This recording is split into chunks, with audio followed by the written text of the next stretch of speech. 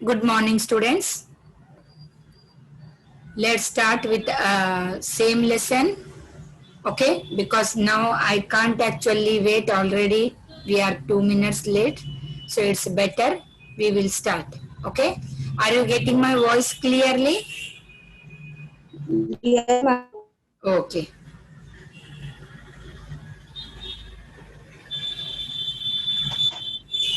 So,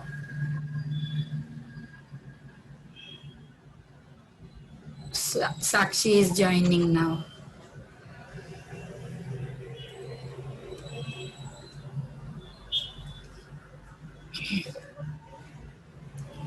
So, उस दिन हमने ना ये लेसन मैंने आप लोगों को 2 पैराग्राफ्स एक्सप्लेन किया था, लेकिन वापस से हम थोड़ा सा पीछे चलते हैं और एक बार रीड करके सिर्फ बता देती हूँ कि ये जो स्टोरी है इंदिरा गांधी जी की है।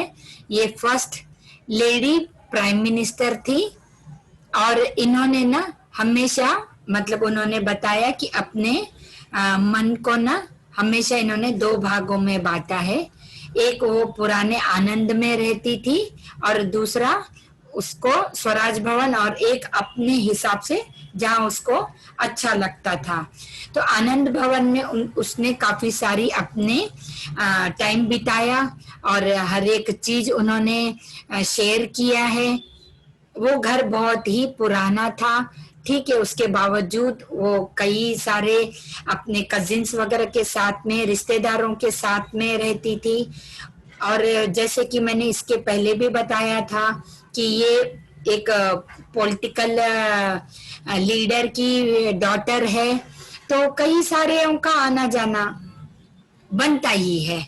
ऐसे जगह कई सारे अतिथि लोग आते रहते हैं।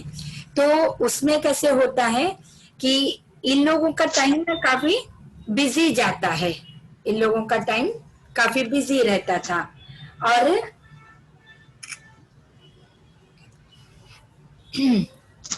और हर प्रकार की गतिविधियां चलती रहती है, मतलब कुछ न कुछ काम चलते ही रहता है। उसके माता पिता ऊपर फ्लोर पे रहते थे और ये सब रहने का, एक साथ रहने का मौका ढूंढते रहते थे। यह 2 कमरों के फ्लैट की तरह था। यह इनका जैसे वो जो था ना, तो यहाँ पे वो बता रही है कि ये एज गुड एज ना फ्लैट, आपको पता है कि 2 बेडरूम हॉल किचन रहता है ना, तो उसी की तरीके से ये एक हमारा फ्लैट था। उसमें पुस्तकालय और बैठक के तरह प्रयोग किए जाने वाला एक बड़ा कमरा और उससे जुड़ा एक लंबा चौड़ा शयन कक्ष था।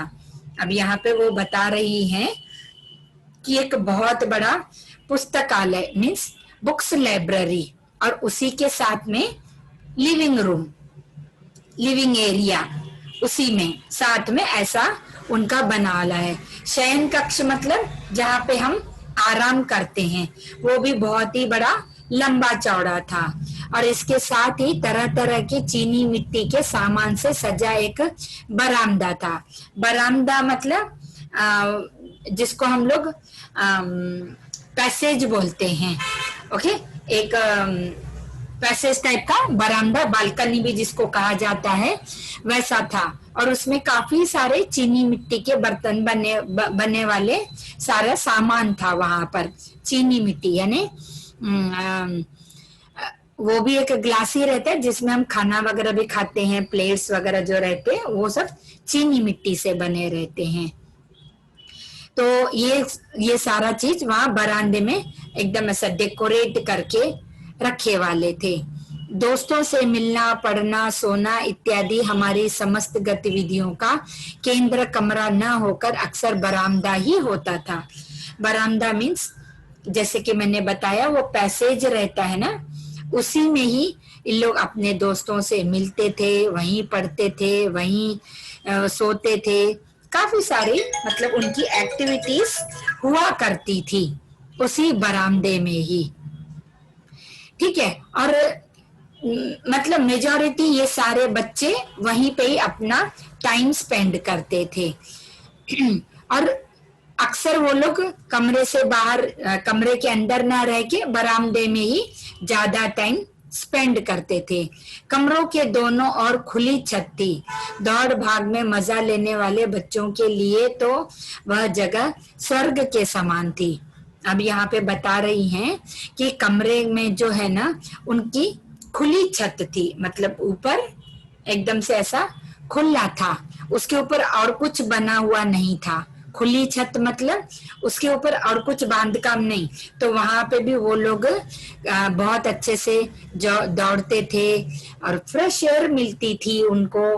ऐसा वो कह रही हैं कि उनको ऐसा लगता था कि जैसे कि एकदम स्वर्ग। अब हम स्वर्ग किसको बोलते हैं? हम किसी को ऐसा देखा था ना, यानी जो ब्यूटीफुल जगह रही, नीट क्लीन फ्रेश एयर, जहां से हम खड़े तो हमको सब दिखाई दे, अच्छा खुला वातावरण अच्छे से महसूस कर सके, उसी को स्वर्ग कहा जाता है।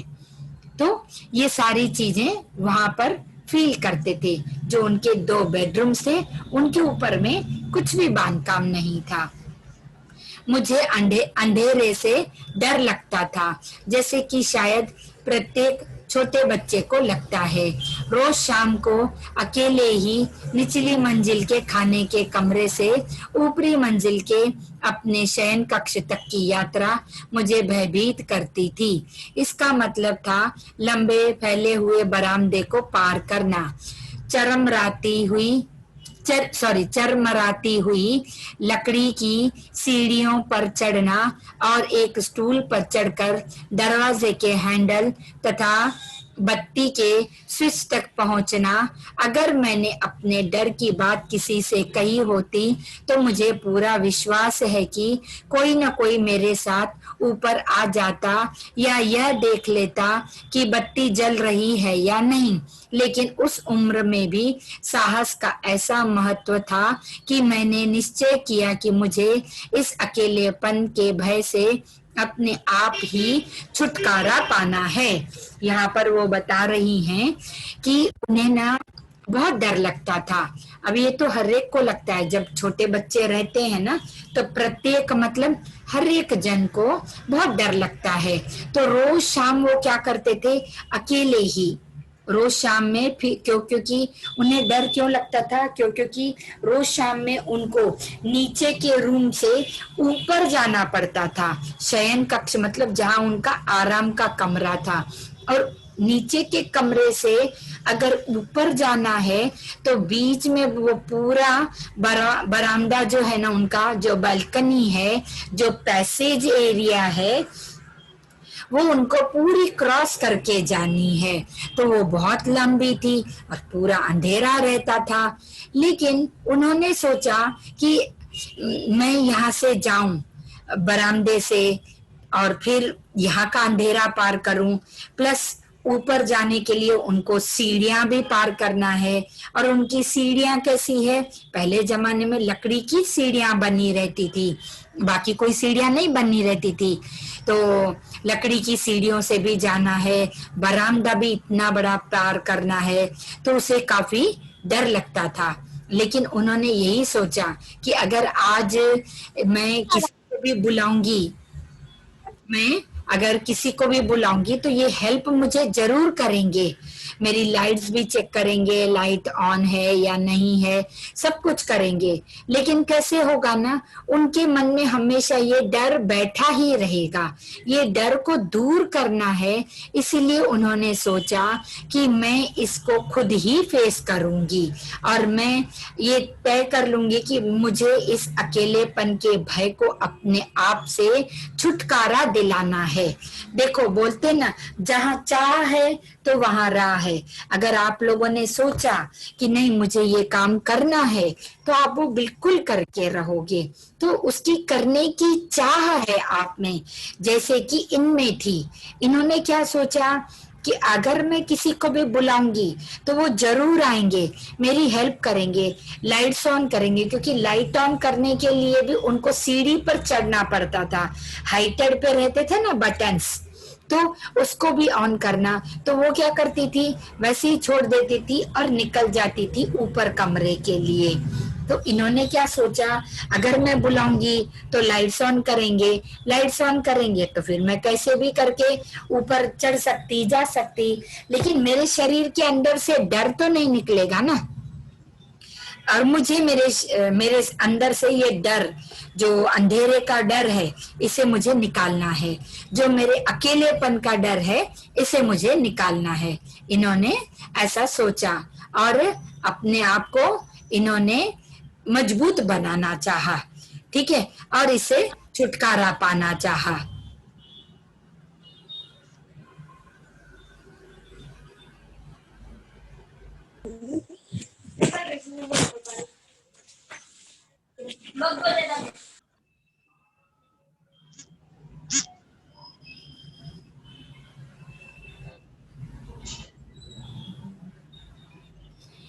मेरी माँ अस्वस्थ थी, इसलिए जरूरी था कि किसी किस्म का शोर ना हो। जब वह आराम कर रही होती तो उनका ध्यान रखते हुए मैं दबे पांव चलती और अंधेरे में ही तैयार हो जाती। ये आदतें बाद के जीवन में मेरे बहुत काम आई। अब यहाँ पे वो बता रही हैं कि उनका जो है ना, उनकी मम्मी काफी बीमार रहती थी, तो अस्वस्थ मीन्स उनकी तबीयत ठीक नहीं रहती थी, इसीलिए ये क्या सोचती थी कि मैं कोई भी चीज का आराम ना करूं।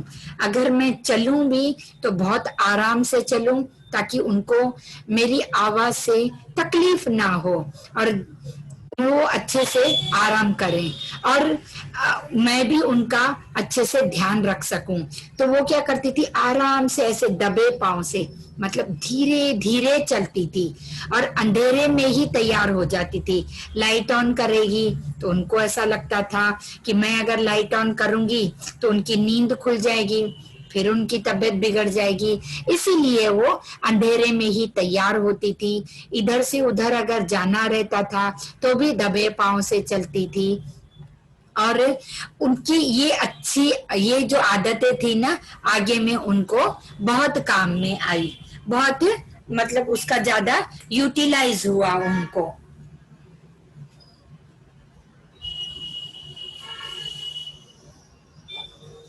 अपना कोई भी काम किया वाला अगर हमने अच्छाई से किया तो वो हमेशा हमारे लिए भी काम आता है। तो आज इन्होंने अगर ये सोचा कि इनकी मम्मी को ये तकलीफ ना दें, तो आज इनकी वो अच्छी आदत बन गई। मुझे पेड़ों पर चढ़ना बहुत पसंद था, लेकिन मैं केवल आनंद के लिए ही पेड़ों पर नहीं चढ़ती थी, बल्कि इसलिए भी कि मुझे बड़ों की पहुंच से बाहर होने में खुशी मिलती। मैं अक्सर लड़कों वाले कपड़े पहनती थी और दादू मुझे अपना पोता कहते थे। वह मुझे बकरी भी कहते थे, क्योंकि मुझे हरी चीजें खाना पसंद था और मैं हमेशा सड़क को छोड़ सीधे पहाड़ियों पर हाथ पैर के बल चढ़ जाती थी। यहाँ पर वो बता रही हैं कि उनको न पेड़ पर चढ़ना भी बहुत पसंद था। सिर्फ वो पेड़ों पर चढ़ना उनका शौक था इसलिए नहीं, उसको ऐसा लगता था कि आज अगर मैं पेड़ों के ऊपर चढ़ जाऊंगी ना, तो मैं सब कुछ देख सकती हूँ और मैं सबसे बड़ी दिखूंगी। मतलब आज जैसे कोई पेड़ पर चढ़ गया और कोई पेड़ के नीचे खड़ा है, तो जो पेड़ के ऊपर चढ़ा है वो ऊंचा ही दिखेगा ना, तो वो ऊंचा दिखने के लिए उसको बहुत अच्छा लगता था और उसे बहुत खुशी महसूस होती थी। और वो जो है ना, मोस्टली कपड़े जो रहते थे वो लड़कों की ही पहनती थी, उसको बहुत पसंद था। और उसके ग्रैंडफादर ना उसको बहुत प्यार करते थे और उसको पोता पोता कहते थे। मतलब बीइंग अ गर्ल, ये लड़की थी, लेकिन उसके दादाजी यही चाहते थे कि ये मेरा लड़का है। लड़का मीन्स ये मेरा पोता है, पोती है मतलब वो लड़की है, लेकिन ये मेरा पोता है, ऐसे इंदिरा गांधी के दादाजी कहते थे। और वो प्यार से ना उसे बकरी भी बुलाया करते थे। अब बकरी क्यों बुलाते थे? क्योंकि उसको हरी सब्जियां बहुत पसंद थी खाना, पत्ते पाला भाजी वाली जो है ना, वो उसको बहुत खाना पसंद था। और हमेशा से ही ना वो सड़क छोड़ देती थी और सीधा पहाड़ियों पर हाथ पैर से, ऐसे हाथ पैर की ताकत से चढ़ जाती थी और वहां से उतरती थी। मतलब सीधे सीधे रोड से वो नहीं चलती थी। तो ये मोस्टली जो है ना, ये बॉयज की एक्टिविटीज रहती, उनको ज्यादा ये सब पसंद आता है। ठीक है, उन दिनों मनोरंजन आज की तुलना में ज्यादा आसान होता था। हम ऐसे बगीचों में पिकनिक मनाने के लिए जाते जो अपने विशेष आमों के लिए प्रसिद्ध थे, या केवल आम के बगीचे में बैठने नहीं जाते। नदी किनारे मनाई पिकनिक में सबसे ज्यादा मजा आता था। वहाँ हम तैरते या नाव की सैर करते। नदी किनारे बना सिझावन देवता का पुराना मंदिर हमारा मनपसंद स्थान था। वहाँ बहुत सारे मगरमच्छ थे। एक अन्य स्थान करजन ब्रिज था, जहाँ से सूर्यास्त का दृश्य अपूर्व होता था। यहाँ पर इंदिरा गांधी जी बता रही है कि उन दिनों में जो ये लोग खेलते भी थे ना, वो बहुत अच्छा रहता था, बहुत इजी वे रहता था, इजी तरीके से खेलते थे। मतलब कुछ उनका खेलना भी ऐसा कॉस्टली नहीं रहता था कि कॉस्टली टॉयज खरीदना है फिर उसके साथ खेलना है, नहीं। वहां पर उनको जो भी चीजें मिल जाती थी ना, तो एकदम सिंप्लिसिटी से खेलते थे और बहुत खुशी होती थी उनको उन सब चीजों से भी खेलने में, बहुत मजा आता था। और दूसरा चीज, मजा उनको तब भी आता था जब वो अपनी फ्रेंड्स के साथ में ना पिकनिक के लिए भी जाते। और वो पिकनिक भी कहाँ जाते थे? मोस्टली बगीचों में जाते थे, मतलब गार्डन्स में जाते थे। कई बार तो उन्होंने मैंगोस के गार्डन में भी गए, यानी जहां पर एकदम टिपिकल आपको चारों तरफ आम के ही झाड़ दिखेंगे, ऐसी जगह भी वो जाते थे। तो उनको बहुत अच्छा लगता था, वहां पर एंजॉय करते थे, सब अपने फ्रेंड्स के साथ खेलते थे। और ज्यादा उनको मजा कब आता था? जब वो कोई नदी के किनारे ना जाते थे, तो वो नाव में बैठते थे, नाव में तैरते थे। उनको वो सारी चीजें भी बहुत पसंद आती थी। नदी किनारे बना सिझावन देवता का, मतलब ये भगवान जी का मंदिर है, एक पुराना मंदिर है बहुत। तो वो वहां पर मंदिर के किनारे में ही उस मंदिर में भी जाते थे और अच्छे से एंजॉय करते थे। बहुत सारे उस नदी में मगरमच्छ भी थे, क्रोकोडाइल्स बहुत ज्यादा थे वहां पर। और एक प्लेस तो ऐसा था जहाँ पे करजन ब्रिज है, मतलब एक ब्रिज भी है जिसका नाम है करजन ब्रिज, जहां से ना जब सनसेट होता है, जब शाम होती है, जब सूरज ढलता है, तो उसको बोलते हैं सनसेट, हिंदी में बोलते हैं सूर्यास्त। तो वो सीन बहुत अच्छी लगती थी, बहुत ही ज्यादा अच्छा लगता था, अपूर्व होता था, मतलब देखने लायक का होता था। अपूर्व मतलब देखने लायक का रहता था, ऐसा उनको अच्छा लगता था। बगीचा और छत मेरे पसंद स्थान थे, लेकिन मुझे पुस्तकालय तथा किताब पढ़ने से पहले उसे महसूस करना और देखना भी अच्छा लगता था। मेरे पिता का पुस्तकालय ऊपरी मंजिल पर था, निचली मंजिल पर दादा का पुस्तकालय था। यह मेरे लिए वर्जित स्थान था, लेकिन फिर भी मैं वहां घुस जाती थी। वह ज्यादातर कानून के भारी भरकम ग्रंथों से भरा हुआ था। यहाँ पर ये बोल रही हैं इंदिरा गांधी जी कि उनको ना बगीचों पर और टेरिस पर, छत यानी टेरिस, बगीचों पर और टेरिस पर टाइम स्पेंड करना बहुत अच्छा लगता था। और इनकी पसंद की चीजें वो दो ही थी, और उनको किताबें पढ़ने का भी बहुत शौक था। उनके घर में दो बुक लाइब्रेरी था, एक नीचे में और एक ऊपर में। तो जो इनके पिताजी की बुक लाइब्रेरी थी वो ऊपर में थी, और जो नीचे थी वो उनके दादाजी की थी। दोनों बहुत सारी किताबें पढ़ते थे, और मोस्टली वहां पर ज्यादातर मतलब जो ये रहते ना बहुत महंगी वाली, और जो एडवोकेट्स को लगती हैं, कानून कानून जिस पे रहता ना, तो एडवोकेट्स की भारी भरकम की ऐसी किताबें रहती थी। तो एक्चुअली इसको जाना वहां पे बैन था, क्योंकि इसके लायक की बुक्स नहीं थी ना, छोटे बच्चों के लायक की नहीं थी, वो बड़े बड़ों की थी, कि अगर कोई कानूनी गुनाह करता है तो किसको क्या सजा मिलती है, या किस कानून, कौन सा कानून कैसा है क्या है, वैसी पुस्तकें बहुत ज्यादा थी। तो इंदिरा गांधी को वहां पे एक्चुअली रेस्ट्रिक्शंस था, मतलब आना मनाही था इन दोनों बुक लाइब्रेरी में, उसके दादाजी के भी और उसके फादर के भी। लेकिन वो क्या करती थी, चुपचाप से जाती थी और घुस जाती थी और वहां पे देखती थी सब किताब को। मैं खिलौने की ज्यादा शौकीन नहीं थी। शुरू में मेरा मनपसंद खिलौना था, एक भालू था, जो उस पुरानी कहावत की याद दिलाता है कि दया से कोई मर भी सकता है। क्योंकि प्यार के कारण मैंने उसे नहलाया था और अपनी आंटी के चेहरे पर लगाने वाली नई और महंगी फ्रेंच क्रीम को उस पर थोप दिया था। अपनी रुआसी हो आई आंटी से पिटाई खाने के अलावा भालू के सुंदर बाल भी हमेशा के लिए खराब हो गए थे। यहाँ पर इंदिरा गांधी जी बोल रही हैं कि उनको खिलौनों के साथ खेलना इतना अच्छा नहीं लगता था, शौकीन नहीं था, मीन्स उनको पसंद नहीं था। और स्टार्टिंग में ना वो एक टॉय के साथ खेलती भी थी, वो था भालू। एक दिन लेकिन क्या हो गया ना, उन्होंने भालू को ना, बच्चे रहते ना, तो वो क्या करते, भालू को लिया और उन्होंने उस भालू को जो है ना नहला दिया पानी में, गीला हो गया।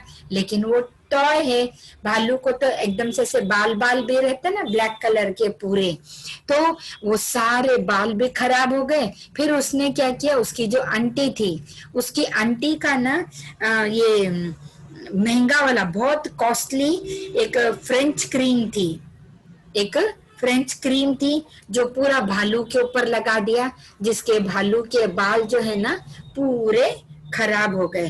तो उसके बाद में उनकी आंटी से उनकी पिटाई भी हुई, उनको मारा भी, और खाने की पिटाई भी हुई, और उसके बाद भालू का जो है वो बाल वाल सब खराब हो गया।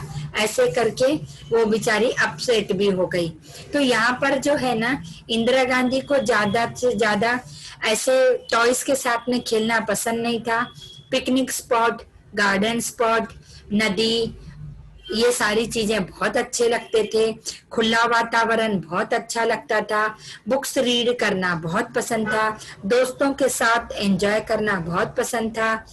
और ये सारी चीजें उन्होंने अपनी बताई और ये सारा शेयर किया, और इन्होंने अपना आज इतनी अच्छी एक हमारी कंट्री की सक्सेसफुल प्राइम मिनिस्टर भी बनी, first lady prime minister of India, Indira Gandhi ji. तो ये था लेसन हमारा कि बचपन के दिन। बचपन के दिन यहाँ पे हर किसी को अपने अपने याद आते हैं, ठीक है, हर किसी को अपने अपने लगते हैं कि हमने क्या किया। सो आज स्टूडेंट्स, इस लेसन के थ्रू से मैं आप लोगों को भी एक होमवर्क देना चाहती हूँ।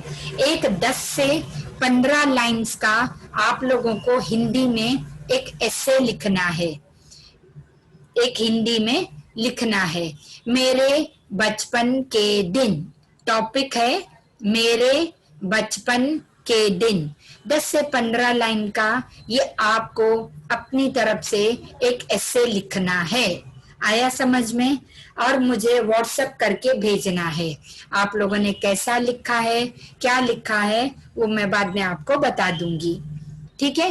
सो ये लेसन हमारा यहीं कंप्लीट होता है। इसी हिसाब से हमने ये लेसन कंप्लीट किया, और नेक्स्ट फिर हम कल, मैंने आप लोगों को अनमोल दोहे, इसके एक्सरसाइजेस ये सब भेजे हैं क्या?